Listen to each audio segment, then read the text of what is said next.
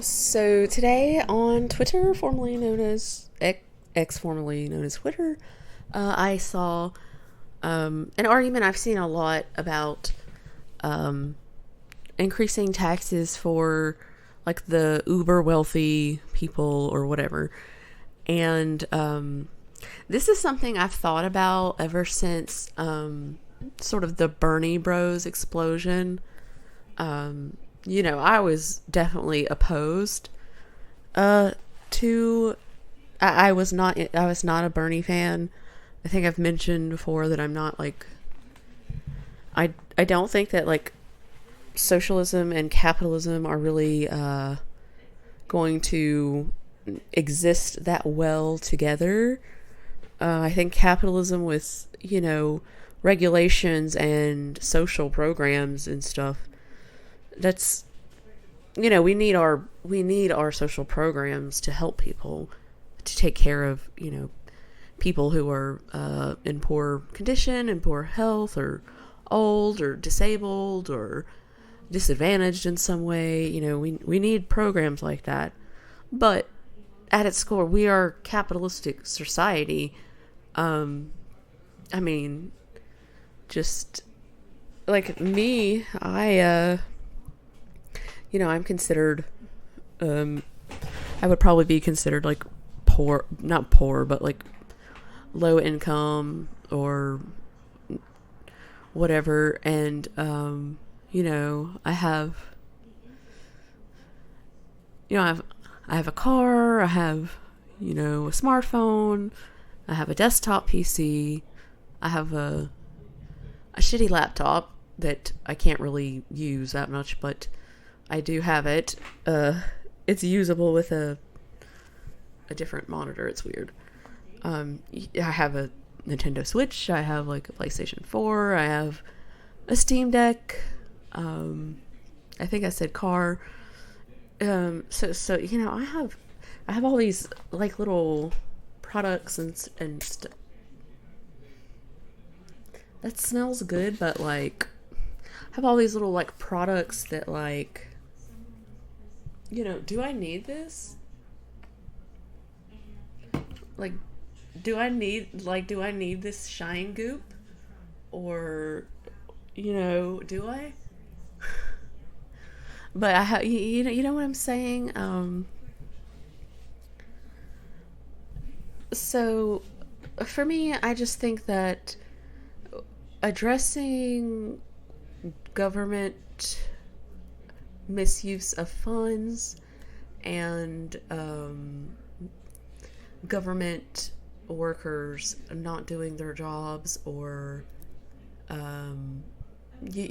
being very inefficient, having a bloated organization that does not function as it should. Um, and the problem with government organizations that are very inefficient is, unlike private corporations and stuff that are extremely inefficient and poorly run, some, not all the time, but many of those will sort of see themselves out, or at least experience some kind of um, financial uh, financial setback for sort of overhiring, or not getting things done in dirt on there in an efficient and way, the with most of the funding going to the places that it needs to be. To me, I think that I'm not saying don't tax the rich or whatever, or don't raise taxes. I'm saying before you start throwing money at the issues, then you need to address the very obvious, over like branching out of control problems in almost every facet of our government, from corruption to misusing funds, I mean, putting it in their pocket, basically. You don't know really, but are some of these government organizations probably pocketing some funding that is meant to be used for, the people that need it? And are the people working for these organizations, are you really trying to help people and do your job and the way that you should, and not sort of just kind of picking and choosing, like when you feel like it, you'll do it. Like, if I feel like doing my job today, I'll do it. If I feel like you kiss my ass enough, I'm gonna help you. Or if I'm in a bad mood, I don't give a shit about you and what happens to you because I won't do my job. We need to address transparency, misuse of funds, inefficiency, bloating as far as overstaffed, and poor communication is often an issue as well. You could have multiple people sort of the same information going down the line of multiple people, and it's somehow getting lost in that, when that should not even happen. I mean, we have computers, like we have programs, we have so many software things, like we have so much stuff that helps us communicate and organize things that so a lot of these communication issues could just be resolved with just like someone coming in who kind of knows what they're doing, and making sure things are running efficiently, and making sure that everything is transparent. Like, if there's people who are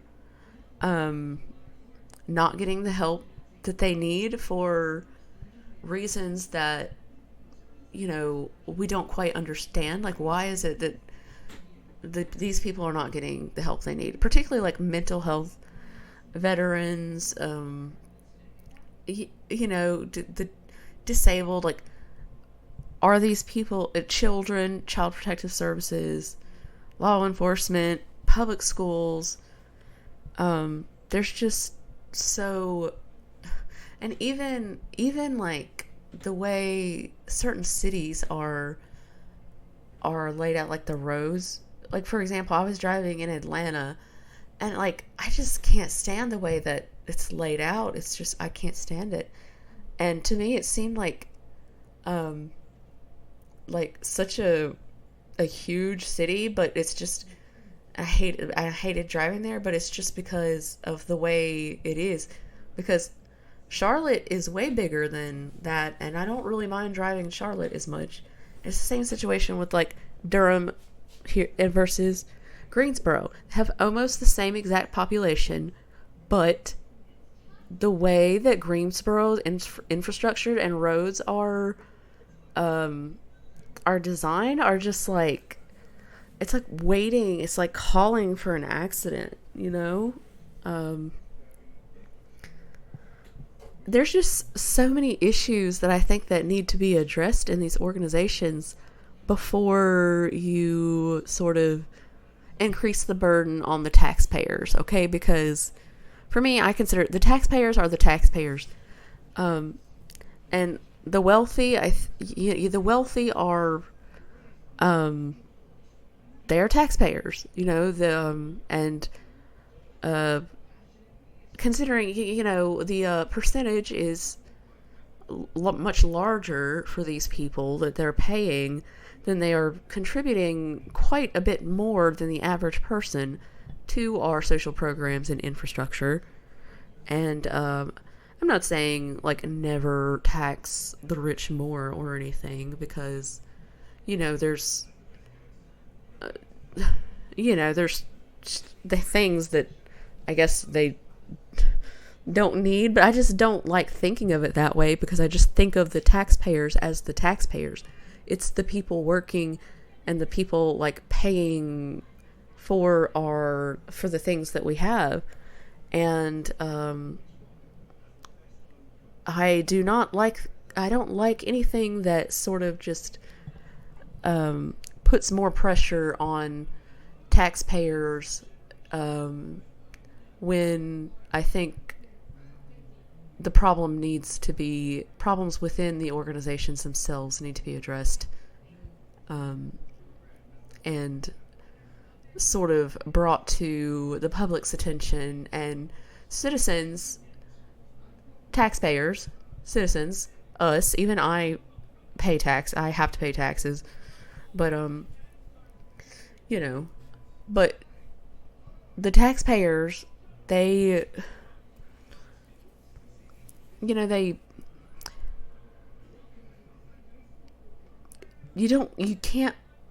don't like the idea, people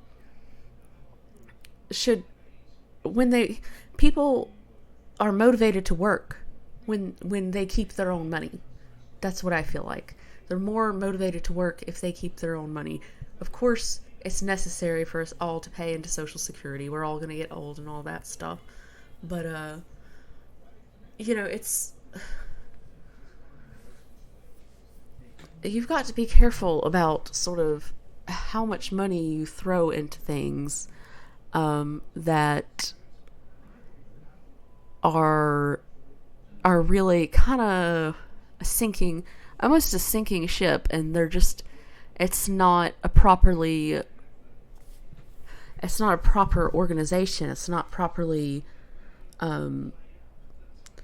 handled. It's not proper leadership. Like I feel that it's more important to address that than it is to just put more money into it. We could put more money into it, but first we need to start, as citizens and taxpayers, we have to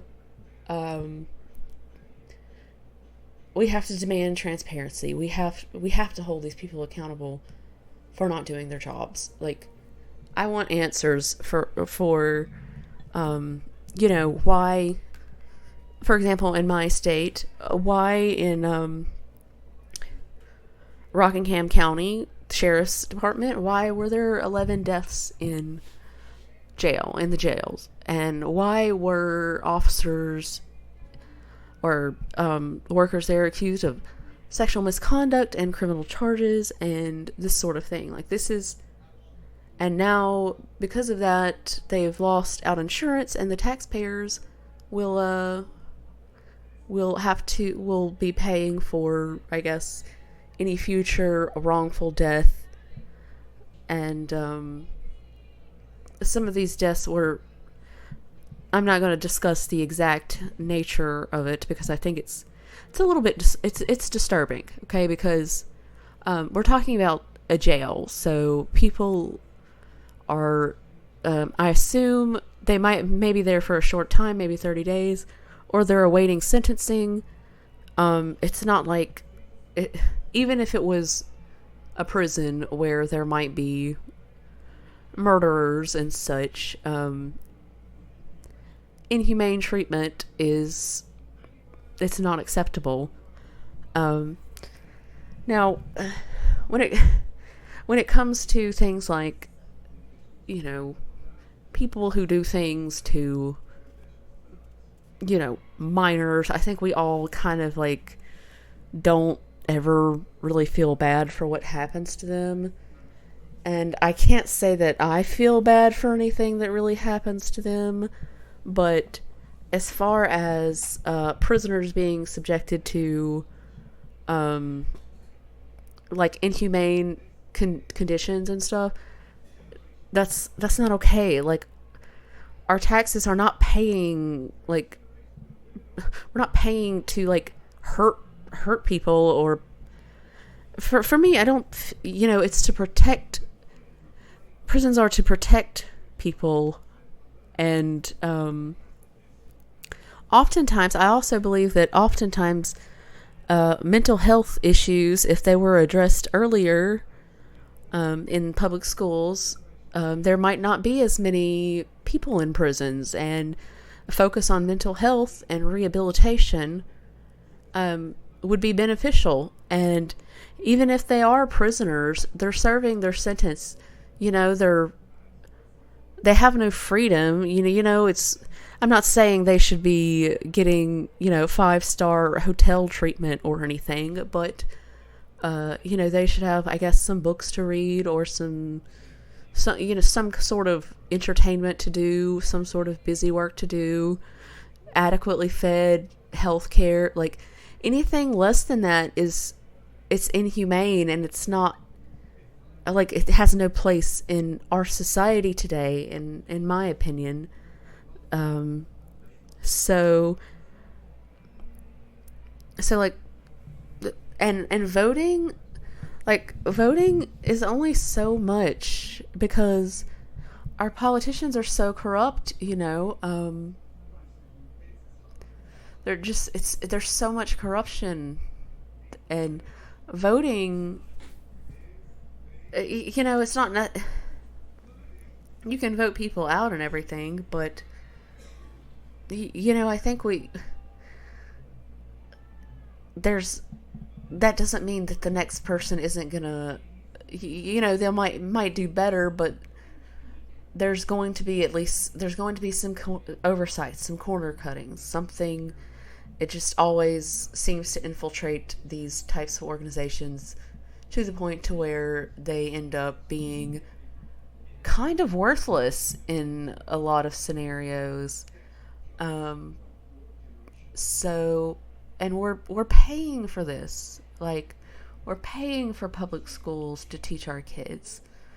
And they're not getting an education that's anything comparable to like the top performing nations academically. Like, when it comes to standardized testing, like, we're not up there. We're not the most educated, and the most, like, our public schools have issues, a lot of issues, and there's a lot of mental health issues in youth that is untreated and not. I think if you're going to require by law to have children in a place for 8 hours per day, 5 days a week, then there should be some sort of awareness of kids that are struggling or have mental health issues. But unfortunately, it's just, a lot of times it's just apathy, and I'm not necessarily blaming the teachers necessarily, because I've seen some of the stuff that they go through as well, and it's not, I wouldn't want to, if I taught, I would want to teach younger kids, because I've seen those stories of, like, teachers getting, like, beat up by 15-year-olds. Like, I could not imagine, like, a 15-year-old, like, punching me. Like, I couldn't imagine, and like, I can't do anything. That's the thing. Like, let's just say, for, because a 15-year-old, I don't know, they might be able to beat my ass. Some of them are pretty big, but if I defend myself, you can't even defend yourself in that situation. So I'm not necessarily blaming, all the workers or specific people or teachers, but the public schools are an issue. Our mental health services are an issue. And